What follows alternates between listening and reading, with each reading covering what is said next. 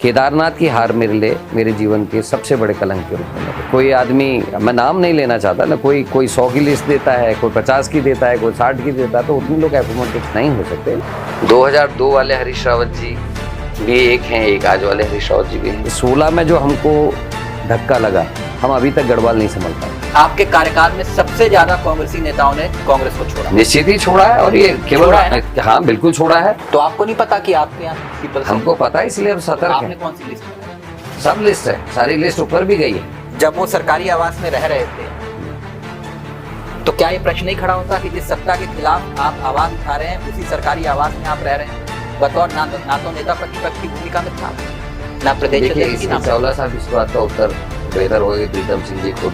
गणेश जोशी का विरोध तो करेंगे लेकिन सड़क पर नहीं करेंगे। वो भी करेंगे, मैंने कहा निर्णायक लड़ाई लड़ेंगे। आ रहा है समय, हर चीज को देखा जाता है, कई उसके कानूनी पहलू भी हैं, कुछ कागजातों की जरूरत थी। लखपत बड़ोला नहीं, उसमें हम नहीं लड़े। लखपत बड़ोला हम लोग नहीं लड़े। लखपत बड़ोला को आपने घेरा? नहीं, लखपत बटोला ने हाउस में उठाया। बाकी जो पूरे प्रदेश में आंदोलन हुए उसके खिलाफ जो सड़कों में हमारे लोग उतरे, वो कुछ नहीं। नमस्कार, आप देख रहे हैं हमारा खास कार्यक्रम गुफ्तगू, यानी कि आमना और सामना। ऐसी शख्सियत से जिससे हम आपका तारुफ करवाते हैं, वो शख्सियत बहुत खास होती है। सवाल होते हैं सीधे, और सीधे सवालों का सीधा जवाब मिलता है। और आज एक ऐसी शख्सियत से आपकी मुलाकात करवाते हैं। हमारे साथ इस वक्त मौजूद हैं उत्तराखंड कांग्रेस के प्रदेश अध्यक्ष करण माहरा।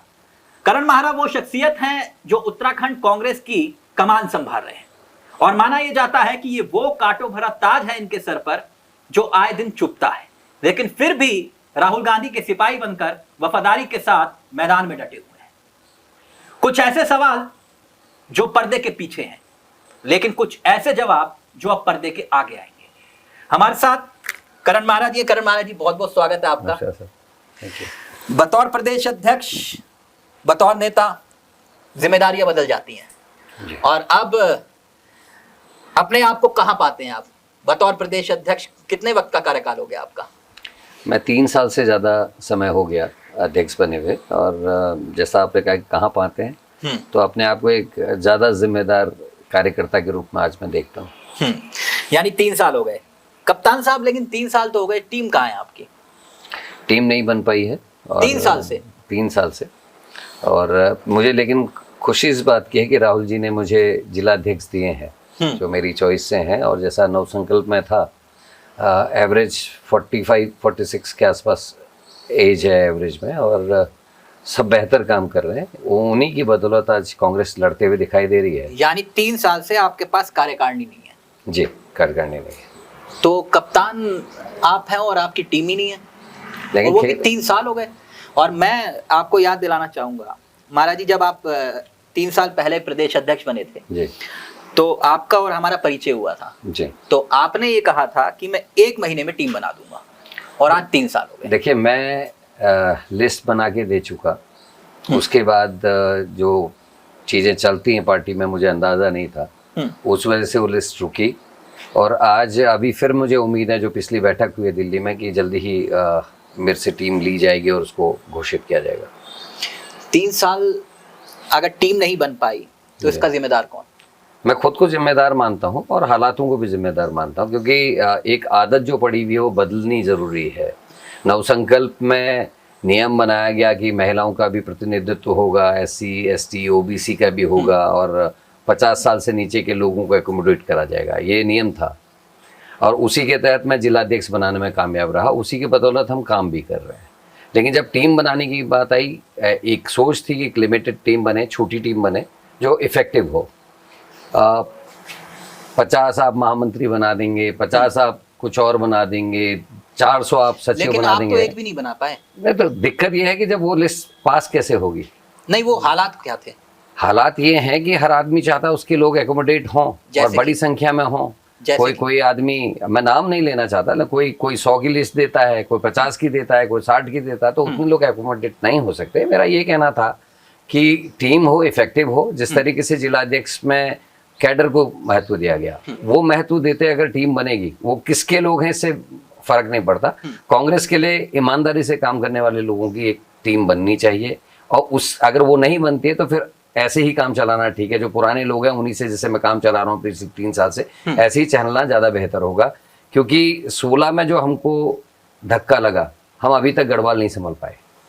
16 में 9 विधायक गए थे मेरे भाई, और 9 विधायकों के जाने के बाद क्या हुआ कि जो ट्रेंड था कि भाई नेताओं के लोगों को बनाना है, वो आइडियोलॉजी को समझता है नहीं समझता इससे कोई मतलब नहीं, वो एक आदमी के लिए डिवोटेड था, उसका जो झुकाव था एक व्यक्ति की तरफ था। 9 एमएलए गए तो हम 17 के चुनाव में 1 सीट जीते 30 सीटों में से, देहरादून, और जो गढ़वाल का हमारा पर्वतीय क्षेत्र है उसमें 30 सीटें हैं, अगर हरिद्वार की 11 को हम हटाते हैं तो इन 30 सीटों में हम 1 जीत पाए सर। उसके बाद 22 का चुनाव हुआ, हम 3 जीत पाए 30 में से।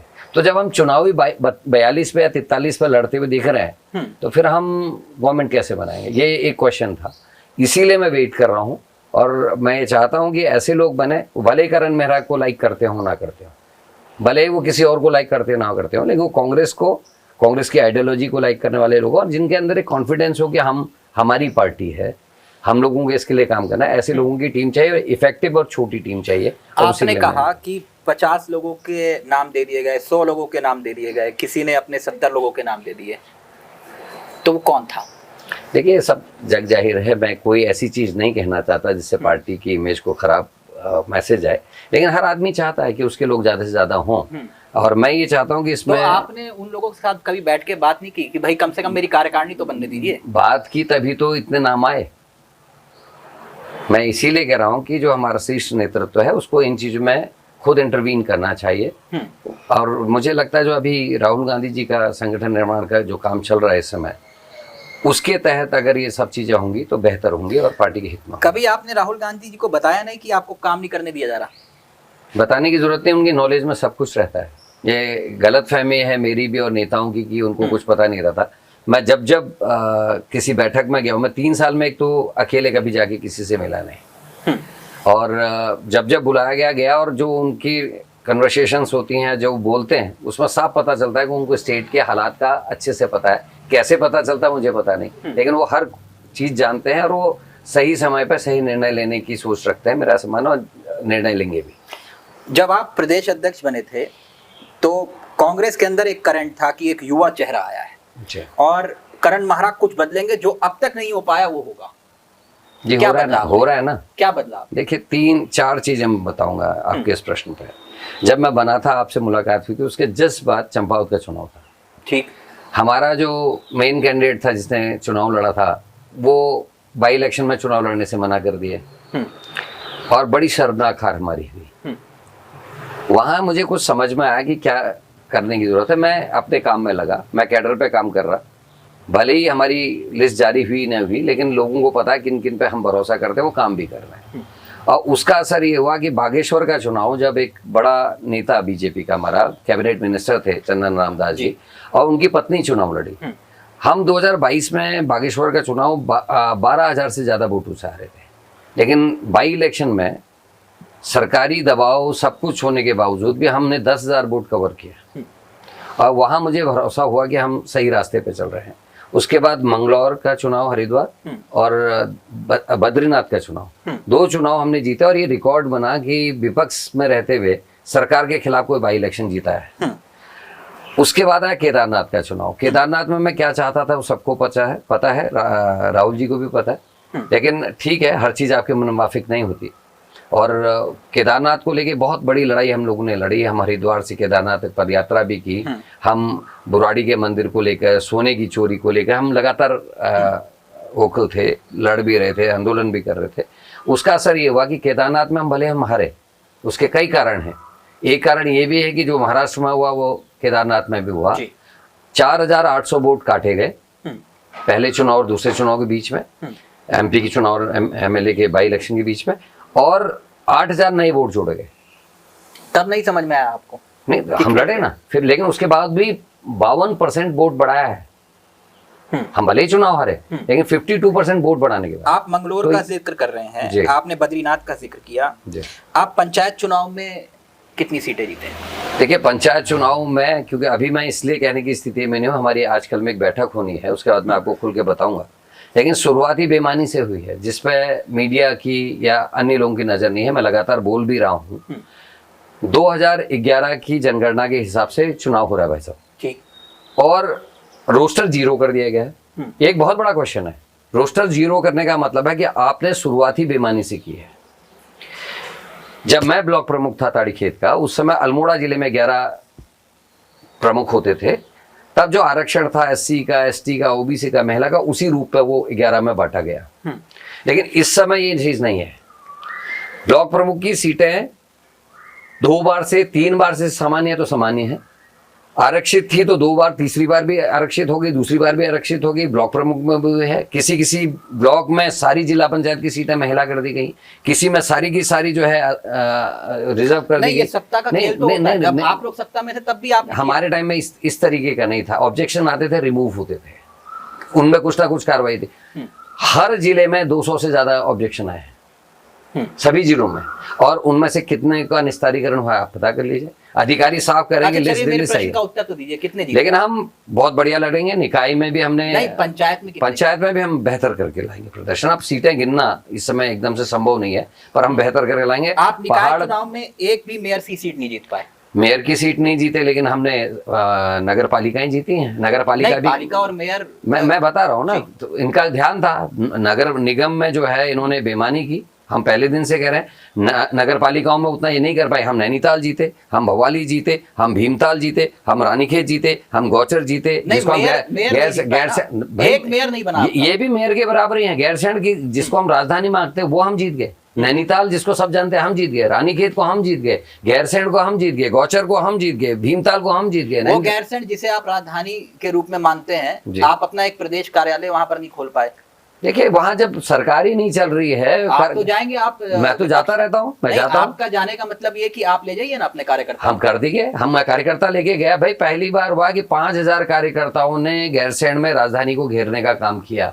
ये पहली बार हुआ है कि उस पर्वतीय क्षेत्र में जहां संभव नहीं था, एक कॉल में 5000 से ज्यादा लोगों ने गिरफ्तारी दी है। अच्छा, आप कह रहे हैं कि आपने अपने कार्यकाल में उपलब्धि हासिल की, लेकिन क्या ये गलत है या झूठ है कि आपके कार्यकाल में सबसे ज्यादा कांग्रेसी नेताओं ने कांग्रेस को छोड़ा? निश्चित ही छोड़ा है, और ये केवल, हाँ बिल्कुल छोड़ा है। केवल उत्तराखंड में नहीं छोड़ा। अब ये तो जिनके नजदीकी लोग हैं उसका उत्तर वही दे सकते हैं। किन के नजदीकी लोग? ये तो स्पष्ट है, सबको पता किसके लोग गए हैं, कौन गए। आप अध्यक्ष होके पहली क्यों गुजारे हैं? मैं पहले ही नहीं गुजारा, मैं साफ साफ कर, नाम लीजिए ना, आपकी टांग खिंचाई करने वाले वो लोग। मेरा काम झगड़ा बढ़ाना नहीं है, मेरा काम है सतर्क रह के अपनी पार्टी को मजबूत करना। लोग गए लेकिन जीते तो हम। लोग गए, मंगलौर चुनाव में भी गए, बद्रीनाथ चुनाव में भी, हमारा तो विधायक गया, उसके बाद भी हम बद्रीनाथ जीते हैं। तो आपको मालूम नहीं था राजेंद्र भंडारी जाएंगे? मैंने पहले ही हिंट कर दिया था, इसीलिए मैं लखपत बटुला को 1 साल से तैयार करा था। जिस दिन वो राष्ट्रपति को वोट देने नहीं आए, हाईकमान के निर्देश के बाद भी, उस दिन ये चीज स्पष्ट हो गई थी कि राजेंद्र भंडारी धोखा देंगे। तो आपको नहीं पता था वो महाराज के शिष्य हैं? मेरे को भी पता था, सबको पता था, सबको मालूम था, सबको पता था, इसीलिए लखपत बटुला जीते। लखपत बटुला 1 साल से तैयारी कर रहे थे। उन लखपत बटुला की बात कर रहे हैं जिस एक लौते विधायक ने सदन के भीतर आवाज उठाई पहाड़ियों के हक हकूक के लिए। आपने उन लखपत बटोला को बद्रीनाथ की गलियों में अकेला छोड़ दिया। बिल्कुल गलत आपका कथन है। बद्रीनाथ में उनको 1 साल पहले से मैं तैयारी करा रहा था, आप उनसे पूछिएगा। दूसरा, रही बात सदन, मैं व्यक्तिगत रूप से जानता हूं लखपत जी को। मैंने सिर्फ ये कहा कि वो अकेला शख्स विधानसभा के भीतर आपका विधायक लड़ रहा था और आपका कोई नेता खड़े होकर सदन के भीतर नहीं खड़ा हुआ। और जिस वक्त उस विधायक के रूप में जो शख्स सदन के भीतर सरकार को एक्सपोज कर रहा है और उसी के कहने पर मंत्री का इस्तीफा हो रहा है और आप उस विधायक को अकेला छोड़ रहे हैं। अगर बीजेपी होती पूरे कंधे में घुमाती, पूरे प्रदेश में घुमाती है उस विधायक। चावला साहब, हर जगह हर जिले में उनका स्वागत हुआ है, ये कहना गलत है। जहां तक सदन की बात है, शायद अधूरी सच्चाई आपको पता है। पूरी बताइए। प्रीतम सिंह जी ने इस विषय को उठाया, यशपाल आर्य जी ने बैक किया, उसके बाद लखपत बटुला जी ने जिस तेजी से उसको उठाया, उसमें मैं निश्चित तौर पे मानता हूं कि विधायकों को वॉकआउट करना चाहिए था। वो नहीं हुआ क्योंकि अचानक, और जो मैंने पूछा, क्योंकि सीएलपी की बैठक में मैं नहीं था जी, और सीएलपी की बैठक के बाद भी मैंने जिनसे इंडिविजुअली पूछा, उन्होंने कहा अचानक हुआ, पता ही नहीं चला एकदम से ये होना है, क्योंकि पहले किसी की जानकारी में नहीं था कि लखपत उस लेवल पे जाएंगे। यशपाल आर्य और प्रीतम सिंह जी उनका अनुभव तो इतना है, उनके सामने कोई होना है। विधायक खड़ा होकर बाइकआउट कर रहा है और चला गया सदन से, और आपके विधायक वहीं बैठे हुए मैं ये सारे। कह रहा, मैंने इस बात को रखा है, मैंने सीएलपी को भी इस बात को बोला, लेकिन मैं इतना जानता हूं कि विधायकों ने उस समय समर्थन किया, जिस समय अंदर विरोध होता, हाँ बाइकआउट करके लोग, सदन का बहिर्गमन होना चाहिए था, वो नहीं हुआ, लेकिन सारे लोगों ने उस समय साथ दिया। राहुल गांधी एक बात बोल रहे हैं आजकल और उसका असर भी दिखाई दे रहा है। जी उन्होंने कहा कि बीजेपी के स्लीपर सेल जी उत्तराखंड में है। देखिए, फिर आप नाम पूछेंगे। नहीं, मैं बतौर प्रदेश निश्चित अध्यक्ष निश्चित ईमानदारी से- निश्चित ही। आप एक बात बताइए, 2 बार का चेयरमैन हम्म, पिथौरागढ़ हम्म, अचानक बीजेपी ज्वाइन कर ले, हम्म, जिन जिन को लाल बत्ती दी गई या कोई पद दिया गया सरकार रहते हुए, वो बीजेपी में जा रहे हैं। हम्म। जिन लोगों को किसी की रिकमेंडेशन में आगे बढ़ाया गया, वो बीजेपी में अचानक जा रहे हैं। तो ये कैसे हो रहा है? तो आपको नहीं पता कि आपके यहाँ स्लीपर सेल, हमको पता है, इसलिए हम तो सतर्क आपने हैं। कौन सी लिस्ट बनाई? सब लिस्ट है, सारी लिस्ट ऊपर भी गई है, सब हाईकमान को सारी चीजें पता है। और राजनीति में जल्दीबाजी में सब्जी नहीं काटी जाती है। 3 साल हो गए आपको। मेरे निर्णय नहीं होते हर चीज में। जैसे जो एआईसीसी का मेंबर है, उसमें निर्णय एआईसीसी को करना है, वो करण मेहरा के अधिकार क्षेत्र में नहीं आता। तो टेक्निकली कई चीजें हैं। राहुल गांधी जी, खड़गे जी सारी बातों को उनके संज्ञान में है, समय पे सही निर्णय वो लेंगे, मुझे पूरा भरोसा है। लेकिन आपका मतलब उत्तराखंड कांग्रेस का दिल भी तो बहुत बड़ा है, जिन्होंने 2016 में पीठ में खंजर घोंपा जिस सरकार के, आपने तो उनका रेड कारपेट बिछा के स्वागत भी किया। किसका नहीं किया? हरक सिंह रावत। तो उसको 8x8 के कमरे में आपने उनको ज्वाइन करवाया कि नहीं करवाया? देखिए, यशपाल आर्य जी, पिता और पुत्र दोनों को टिकट मिली कि नहीं मिली बीजेपी में जाके, और फिर वापस आपने लिया, और आज नेता प्रतिपक्ष हैं। देखिए, प्रश्न हो रहा है करण मेहरा से, प्रदेश अध्यक्ष जी। से। और यशपाल आर्य जी की ज्वाइनिंग और हरक सिंह जी की ज्वाइनिंग मेरे कार्यकाल में नहीं हुई, मुझसे पहले हुई। और उसके बाद जब निर्णय लिया गया, तो यशपाल आर्य जी का जो पिछला इधर सीएलपी के रूप में जो काम है, एक्सीलेंट है। हर महत्वपूर्ण मुद्दे को उठा भी रहे हैं, लड़ भी रहे हैं। उस समय हालात छोड़ने के क्यों थे, ये तो यशपाल आर्य जी बता सकते। और यशपाल आर्य जी सरकार गिरते समय नहीं गए जी। इस चीज, दोनों को आप टिकट मांग रहे थे अपने बेटे के लिए। वो कुछ भी है नहीं, वही तो मैं कारण बता रहा हूँ। जिस समय सरकार गिरी, उस समय यशपाल आर्य नहीं गए। यशपाल आर्य उस समय सरकार के संग खड़े रहे और कोर्ट से हम जीत के आए। उसके बाद चुनाव के पहले यशपाल आर्य जी गए, उसका उत्तर भी वही दे सकते हैं वो क्यों गए, हालात क्या थे। क्योंकि मेरा बोलना उचित नहीं है। यशपाल आर्य जी का जाना आना दोनों दिल्ली की नॉलेज में हुआ, मैं उस समय अध्यक्ष नहीं था। हरक सिंह जी का जाना और हरक सिंह को ज्वाइन कराना, ये भी निर्णय दिल्ली में लिया गया, उस समय में मैं अध्यक्ष नहीं था। तो इस चीज के उत्तर या तो दिल्ली दे सकते या हरक सिंह या आप कह रहे हो नेता प्रतिपक्ष, बतौर नेता प्रतिपक्ष उनके ऊपर मित्र विपक्ष का आरोप लगा कि नहीं? अब वही आरोप लगा, विधायक ने मित्र विपक्ष का आरोप लगाया। देखिए, और आप कह रहे हो नेता प्रतिपक्ष के किस विधायक ने लगाया आरोप? धामी, हरीश धामी ने। धामी जी ने तो ये भी कहा कि मैं मुख्यमंत्री के लिए सीट छोड़ना चाहता हूँ। जी, आप ही के नेता बताइए। तो किसका भरोसा करेंगे? इसलिए मैं, जो अपनी नॉलेज है, मेरी नॉलेज में नेता प्रतिपक्ष बेहतर काम कर रहे हैं, हर महत्वपूर्ण विषय को अगर मैं उठाते हैं। आपको यहीं पर ही सिद्ध कर दूं कि आपके सरकार और विपक्ष मित्र विपक्ष की भूमिका निभा रहे हैं, तो मैं नहीं मानता कि मैं इसलिए नहीं मानता क्योंकि हम लगातार हर मुद्दे पे बेहतर ढंग से लड़ रहे हैं। मैं सबसे बड़ा उदाहरण आपके सामने रख रहा हूं। राहुल गांधी जी जब संसदी छोड़ते हैं अपनी जी, तो राहुल गांधी अपने उस आवास को छोड़ते हैं जो सरकारी आवास होता है। ठीक है, ठीक। ठीक। आप ही की पार्टी का एक बड़ा नेता जो सरकारी आवास में रह रहा है, ना तो वो नेता प्रतिपक्ष है, ना प्रदेश अध्यक्ष है, सिर्फ एक विधायक है, और पिछले कई सालों से विधायक है क्योंकि उनके पिताजी विधायक थे उस सीट से। क्या मैं गलत हूं? देखिए, उन्होंने छोड़ दिया बका ये सरकारी आवास वो छोड़ चुके हैं। मैं आपको नाम दूं? नहीं, आप नाम भी दीजिए, लेकिन मेरी जो नॉलेज है उसके हिसाब से सरकारी आवास क्या छोड़ चुके हैं। प्रीतम सिंह सरकारी आवास में रह रहे कि नहीं रह रहे? नहीं, छोड़ दिया उन्होंने। कब छोड़ा? काफी टाइम हो गया छोड़े हुए। कब छोड़ा सर? अब डेट मुझे याद है, लेकिन उनको काफी टाइम हो गया सरकारी आवास छोड़े हुए। सरकारी आवास छोड़े हुए। आज वो अपने सरकारी आवास में नहीं रहते? नहीं, अपने वो निजी आवास में रह रहे हैं। सरकारी आवास मेरी नॉलेज में उन्होंने छोड़ दिया। जब वो सरकारी आवास में रह रहे थे तो क्या ये प्रश्न नहीं खड़ा होता कि जिस सत्ता के खिलाफ आप आवाज उठा रहे हैं उसी सरकारी आवास में आप रह रहे हैं? बतौर ना तो नेता प्रतिपक्ष की भूमिका में थे आप, ना प्रदेश देखिए अध्यक्ष की, ना चावला साहब इस बात का उत्तर बेहतर होगा कि प्रीतम सिंह जी खुद दें। अब मैं दूसरा उदाहरण आपके सामने रख रहा हूँ। हम्म, हरीश धामी का तो चलिए आपने उत्तर दे दिया, लेकिन पुष्कर सिंह धामी की सरकार में एक मंत्री है, जी आय से अधिक संपत्ति का मामला, जी। गणेश जोशी। जी आप विपक्ष में रहते हुए उनका इस्तीफा नहीं ले पाए, जबकि कोर्ट ने कहा कि कार्रवाई हो। आप बतौर विपक्ष रहते हुए उस मंत्री के खिलाफ एक आंदोलन नहीं कर पाए। देखिए हम क्या लगातार ये मामले विपक्ष नहीं है? हम लगातार मामले को उठा रहे हैं। सीबीआई में जो जांच बैठी है वो मेरे ही संपर्की लोगों के द्वारा उठाने के बाद जी, और हमारे साथी मदद भी कर रहे हैं। हर चीज़ को सड़क पर उतर के नहीं होता। मैंने देख लिया अंकिता के, उसमें मैं 12 दिन जेल गया। उसके बाद मैंने पूरे गढ़वाल का पथ भ्रमण किया अंकिता के न्याय के लिए। क्या फर्क पड़ा? क्यों नहीं पड़ा? करण मेहरा के पुतले जरूर जले, हाँ, लेकिन महिला जो बीजेपी है उसके खिलाफ कहीं कुछ नहीं आया, ना छप पाया, ना कहीं मीडिया में जगह मिली।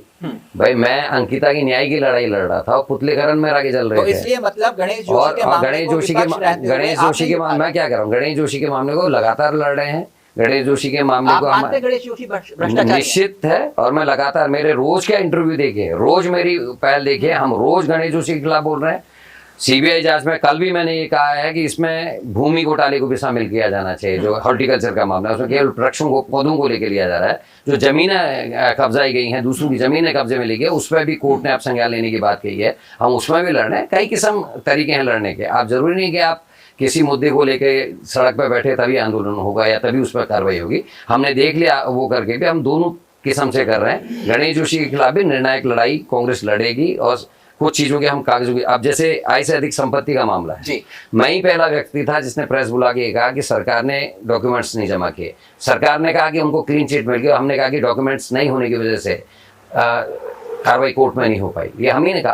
आप दोबारा हाई कोर्ट ने उसमें संज्ञान लिया है। तो यानी गणेश जोशी का विरोध तो करेंगे लेकिन सड़क पर नहीं करेंगे। वो भी करेंगे। मैंने कहा निर्णायक लड़ाई लड़ेंगे। आ रहा है समय, हर चीज को देखा जाता है। कई उसके कानूनी पहलू भी हैं, कुछ कागजातों की जरूरत थी। अब हम लोगों को कुछ चीजें मिली कोर्ट हैं। ने ये कह दिया आय से अधिक संपत्ति का मामला बनता है, उसके बावजूद विपक्ष इंतजार कर कोर्ट रहा है। ने कह दिया, उसके बाद सरकार ने डॉक्यूमेंट्स जमाने के बैने प्रेस की, उसके बाद क्यों नहीं आया वो चीजों में?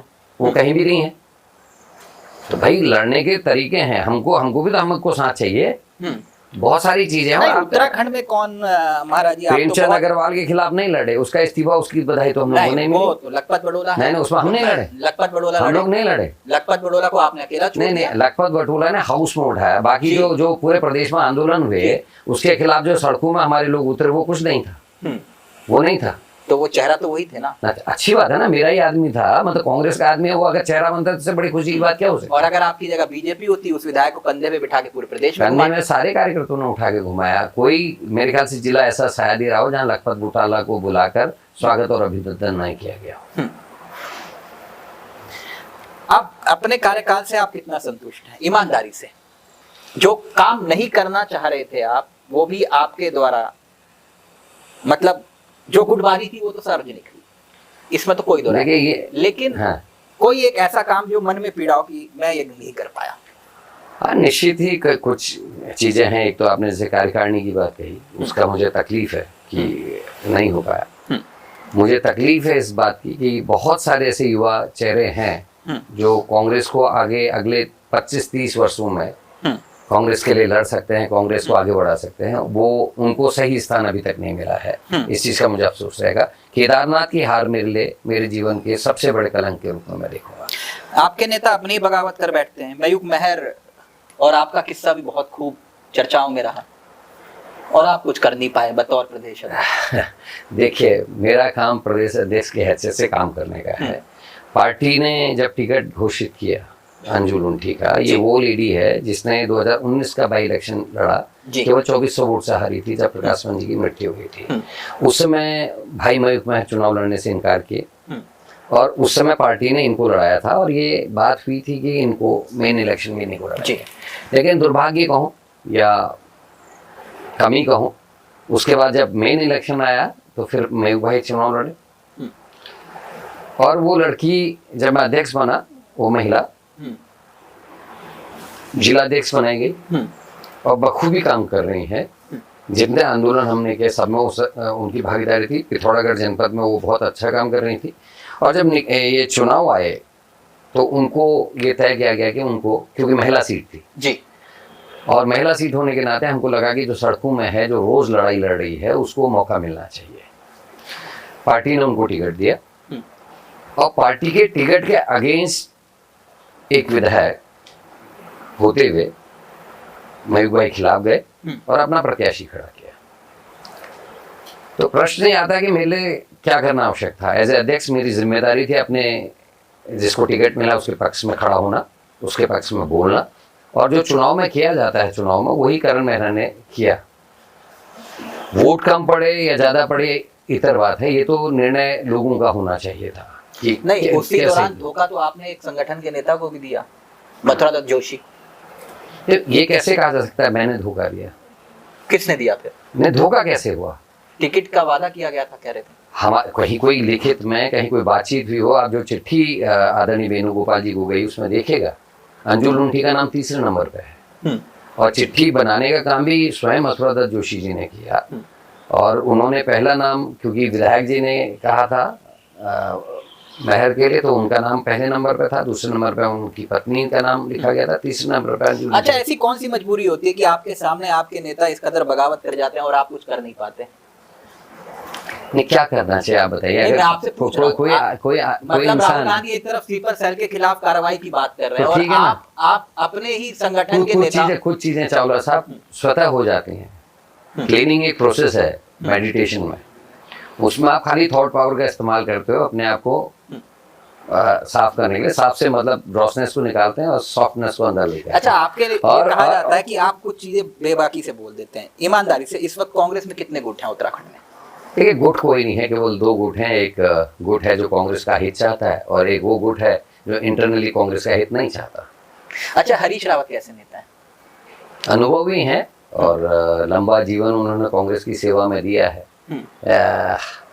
2002 वाले हरीश रावत जी भी एक हैं, एक आज वाले हरीश रावत जी भी हैं। हमने तो 2002 वाले को भी देखा और 2024। आपको क्या फर्क लगा?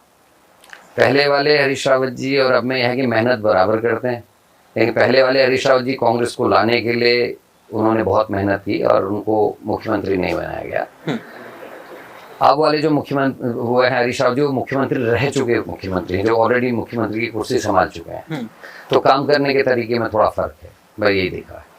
अच्छा, मतलब टांग ज्यादा खींच देते हैं कई बार। नहीं, टांग नहीं खींचते, उनका एक अपना काम करने का तरीका है। नाराज होते गुलदस्ता भी फेंक देते कभी कभी। लेकिन उनका काम करने का अपना तरीका है। अच्छा, और कभी वो तरीके सबको पसंद नहीं भी आते हैं, उसको पसंद भी आते हैं। अच्छा, प्रीतम सिंह कैसे नेता है? प्रीतम सिंह जी अध्यक्ष रहे हैं, हमारे CLP भी रहे हैं, ठीक है। बस ठीक है सर। अब नेता हैं तो ठीक ही कहूँगा। और यशपाल आर्य जी? यशपाल आर्य भी हमारे सीनियर हैं, 2 बार के प्रदेश अध्यक्ष रहे हैं भाई कांग्रेस के, और CLP हैं, कैबिनेट मिनिस्टर रहे हैं और इस समय बहुत अच्छे से काम कर रहे हैं। देखिए, मैंने आपके सामने 3 गुट गिनवा दिए। नहीं, गुट कैसे हो गए? आपने शख्सियत की बात। अच्छा, 3G हैं। नहीं, 3G कैसे? आजकल आप देखें ना, मैं तो कहीं गुट में नहीं हूँ। आप देखो ना, मेरी नहीं मतलब मान रहे हैं सर जो बड़े नहीं, मतलब आपने माना गुट है। नहीं, देखिए बड़े जो प्रोग्राम हो रहे हैं, सचिन पायलट जी आए उस दिन सारे लोग मंच पे थे। हाँ। बीच में हमारे चौधरी जी आए जो हमारे उसके हेड हैं, तो उस दिन भी सारे लोग मंच पे थे सर। तो मैं कैसे मानूं गुट है? कल प्रीतम सिंह जी और हरीश रावत जी साथ थे। हाँ। और वो तो क्या पता कुछ और फील्डिंग लग रही हो किसी के लिए। नहीं, वो जो भी है, लेकिन मैं गुट नहीं मानता। सब लोग अपने अपने तरीके से काम कर रहे हैं, अलग अलग सेक्टर्स में काम कर रहे हैं और अच्छा है। सब लोग अगर 5 लोग और 5 दिशाओं में काम करे तो 5 दिशाएं मजबूत होती है, मेरा ये मानना है। सही कह रहे हैं आप, लेकिन आपके प्रभारी जो है ना, उत्तराखंड तो आती नहीं मैडम।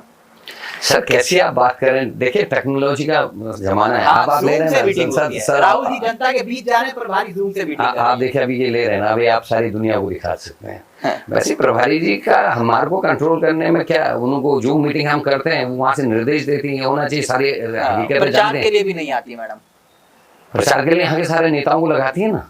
ओके, मतलब दिल्ली से सब कुछ कंट्रोल होता है? नहीं, दिल्ली से कंट्रोल नहीं होता, लेकिन आजकल ये करना सुविधाजनक है, हो जाता है। चलिए देखिए पूरी सरकार जूम मीटिंग में चल रही है, चलिए VC से चलते चल रही चलते है। थोड़ा सा, क्योंकि इस इंटरव्यू को लेकर आपकी क्या राय है, चलते चलते। आपने बेबाकी से क्वेश्चन पूछे, पर अपनी मजबूरी में मैं बहुत सारी चीजें खुल के नहीं बोल पाया, उसके लिए मैं क्षमा चाहता हूँ। और आपके प्रश्न जो है हमेशा से मतलब अच्छे रहते हैं, और साफ है कि पत्रकार को ऐसा ही होना चाहिए, मैं ये मानता हूँ, क्योंकि जो सच्चाई है उसको लाना आपके सामने है ज़रूरी है। और मेरी मजबूरी ये है कि मेरे अपनी पद की गरिमा के हिसाब से मुझे जवाब देना है। आपका मौन भी बहुत कुछ जवाब दे गया। धन्यवाद। और हमेशा की तरह thank you so much Karan Maharaj ji, thank you. Thank you so much, आपने वक्त दिया, बहुत बहुत शुक्रिया। तो ये थे हमारे साथ कांग्रेस, उत्तराखंड कांग्रेस के कप्तान, जो अभी अपनी टीम का इंतजार कर रहे हैं पिछले 3 साल से। तो क्या इनकी मुराद पूरी होगी? और वो तमाम सवाल जिसके जवाब का इंतजार पूरे उत्तराखंड को भी था और दिल्ली दरबार को भी। कुछ ना कुछ उत्तराखंड कांग्रेस में है जिसका जिक्र कांग्रेस के प्रदेश अध्यक्ष ने ना करते हुए भी कर दिया। फिलहाल इस खास मुलाकात में मुझे तिलक चावला को दीजिए इजाजत। कैमरे के पीछे मेरे सहयोगी ज्योति चौहान के साथ नमस्कार, जय हिंद, जय भारत।